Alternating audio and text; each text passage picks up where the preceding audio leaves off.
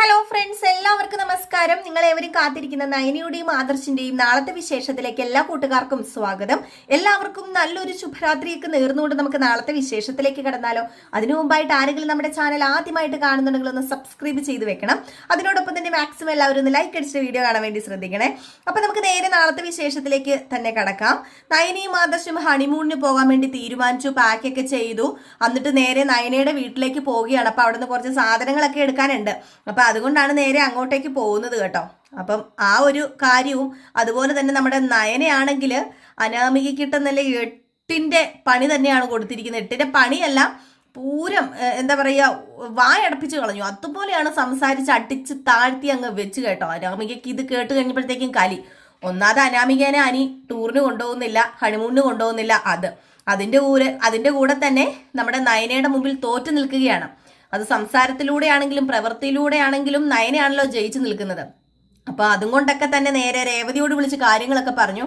എങ്കിൽ പിന്നെ ഞാൻ അങ്ങോട്ടേക്ക് വരാൻ മോളെ, നമുക്ക് നോക്കിക്കോ, ഇതിന് നമുക്ക് ഒരു ഇത് വേണമല്ലോ, കാരണം അവൾ അങ്ങനെ ജയിക്കാൻ പാടില്ലല്ലോ. അതുകൊണ്ട് മോള് വെയിറ്റ് ചെയ്യും, ഞാൻ അങ്ങോട്ടേക്ക് വരാം, അമ്മ അങ്ങോട്ടേക്ക് വരാം, എന്നിട്ട് നമുക്ക് അടുത്ത പ്ലാൻ എന്താണെന്ന് പ്ലാൻ ചെയ്യാം എന്നൊക്കെ പറഞ്ഞ് ഫോണൊക്കെ കട്ട് ചെയ്തു. ഏതായാലും വേണു ചോദിച്ചു എന്താണ്. അപ്പം വേണുവിനോട് കാര്യം പറഞ്ഞപ്പോൾ ആഹാ അങ്ങനെ ആയാൽ ശരിയാവില്ലല്ലോ, അങ്ങനെ വെറുതെ വിടാൻ പാടില്ല, നയനയ്ക്ക് അവൾക്ക് 8ന്റെ പണി തന്നെ കൊടുക്കണം. ഓഹോ, നമ്മുടെ മകള് കല്യാണം കഴിഞ്ഞിട്ട് ഹണിമൂണിന് പോകേണ്ട സമയത്ത് അവനെയും കൂട്ടി ഹണിമൂണിന് പോകുന്നു, അതൊന്നും നടക്കത്തില്ല, നമുക്ക് ഇതിനൊരു തീരുമാനം ഉണ്ടാക്കണം എന്നൊക്കെ പറഞ്ഞിട്ട് നേരെ രേവതീനെ അങ്ങോട്ടേക്ക് വിടുകയാണ് കേട്ടോ. ഏതായാലും ഇതേ സമയം നയനിയും ആദർശും കൂടെ വീട്ടിലേക്ക് ചെല്ലുകയാണ്. അപ്പൊ കനകദുർഗ ഒത്തിരി പലഹാരങ്ങളും ഉണ്ണിയപ്പവും അച്ചപ്പവും ഒക്കെ ഉണ്ടാക്കി ഇങ്ങനെ വെച്ചു, ചമ്മന്തിപ്പൊടിയൊക്കെ ഇങ്ങനെ ഉണ്ടാക്കി വെച്ച് കാത്തിരിക്കുകയാണ്. അങ്ങനെ നയനയും ആദർശിനെയും കണ്ട ഉടനെ തന്നെ നന്ദു ഓടി വന്നിട്ട് നിങ്ങൾ ഇത്ര പെട്ടെന്ന് എത്തിയോ എന്ന് ചോദിച്ചപ്പം അത് പിന്നെ മോളെ പോണമല്ലോ, അപ്പൊ അതുകൊണ്ട് തന്നെ ഇവിടെ വന്നിട്ട് പെട്ടെന്ന് പോകാന്ന് കരുതി. പിന്നെ അമ്മ ഇങ്ങനെ സാധനമൊക്കെ ഉണ്ടാക്കി വെച്ചത് കൊണ്ട് തന്നെ വിളിക്കുമ്പോ എങ്ങനെയാ വരാതിരിക്കുന്നത്, അതുമല്ല നിങ്ങളോട് യാത്ര പറയാതെ പോകാനും തോന്നുന്നില്ല എന്ന് പറഞ്ഞു. അപ്പോഴത്തേക്കാണ് നമ്മുടെ ആദർശ് നന്ദുവിനോട് ചോദിക്കുന്നത്, നന്ദു എന്തുകൊണ്ട് വിശേഷമൊക്കെ, നന്ദുവിന്റെ കൂട്ടുകാരുടെ ഒക്കെ കൂടെ ഇപ്പൊ പോകാറുണ്ടോ എന്ന് ചോദിച്ചപ്പോഴത്തേക്കും കനകദുർഗ പറഞ്ഞു, ഇവൾ ഈ വീട്ടിൽ നിന്നൊന്നും വെളിയിൽ ഇറങ്ങാറില്ല മോനെ, അത് ഞാൻ പറഞ്ഞു മടുത്തു. പണ്ട് വീട്ടിൽ നിന്ന് വെളിയിൽ ഇറങ്ങരുത് എന്നായിരുന്നു ഞാൻ പറഞ്ഞുകൊണ്ടിരുന്നത്, പക്ഷെ ഇപ്പം വീട്ടിൽ നിന്ന് വെളിയിൽ ഇറങ്ങാൻ പറഞ്ഞിട്ട് പോലും അവള് വെളിയിൽ ഇറങ്ങുന്നില്ലെന്ന് പറഞ്ഞപ്പം ആദർശ് പറയാ, ദേ നന്ദു, ഞാനൊരു കാര്യം പറഞ്ഞായിരുന്നല്ലോ, വിഷമോ സങ്കടങ്ങളോ ഒന്നും മനസ്സിൽ വെച്ചോണ്ടിരിക്കരുത്. ദേ നീ പണ്ടത്തെ പോലെ നല്ല ചോണക്കുട്ടനായിട്ട് തന്നെ നീ ഇവിടെ നിന്ന് ഇറങ്ങി കൂട്ടൊക്കെ കൂടി, പിന്നെ ഞാൻ പറഞ്ഞല്ലോ ഒരു ജോലിയൊക്കെ വേണം, അതൊക്കെ കഴിഞ്ഞിട്ട് നമുക്കൊരു ചെറുക്കനെ കണ്ടുപിടിക്കണമല്ലോ.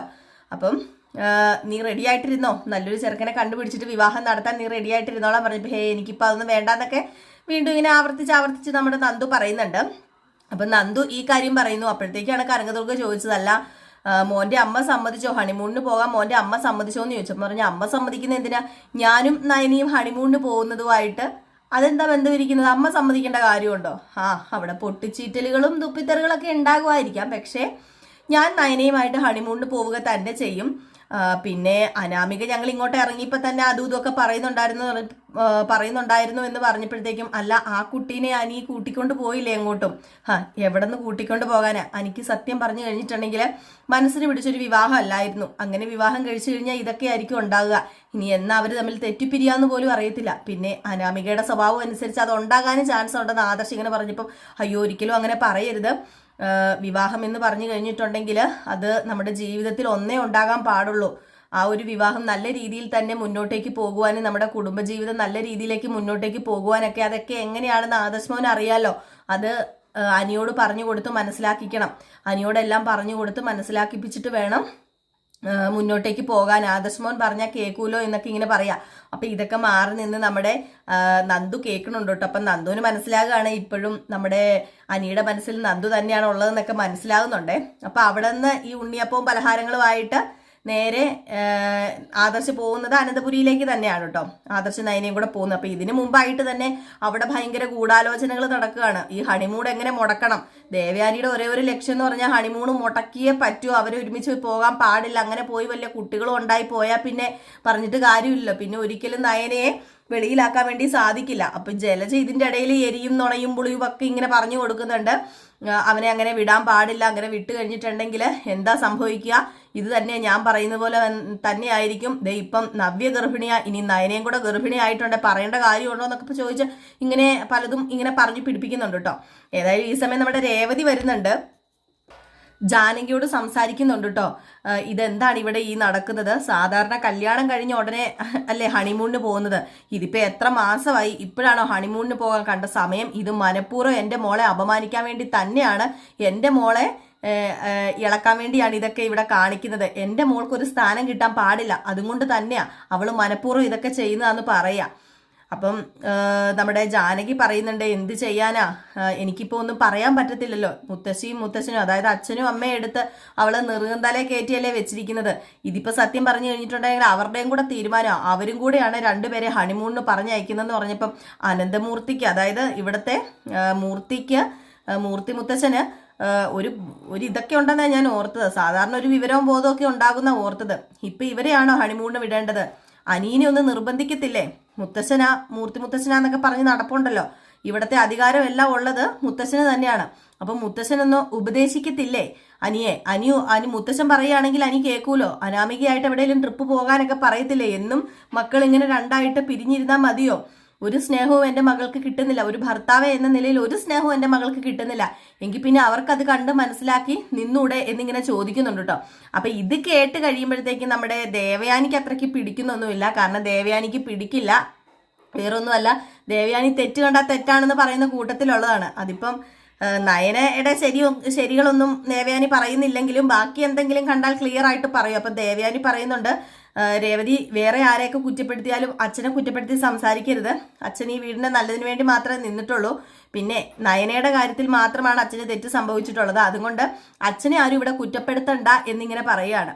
ഏതായാലും ഇത് പറഞ്ഞിട്ട് അങ്ങ് പോയി കഴിയുമ്പോഴത്തേക്കും നമ്മുടെ രേവതി പറയുക, അതെ അവക്ക്, അതായത് ദേവയാനിക്ക് മിക്കവാറും കൂടുതൽ നയനയോട് തന്നെ ആയിരിക്കും. ഇത് ഈ പുറത്തെ പ്രകടനം മാത്രം ഉള്ളായിരിക്കും എന്ന് പറയുന്നുണ്ട്.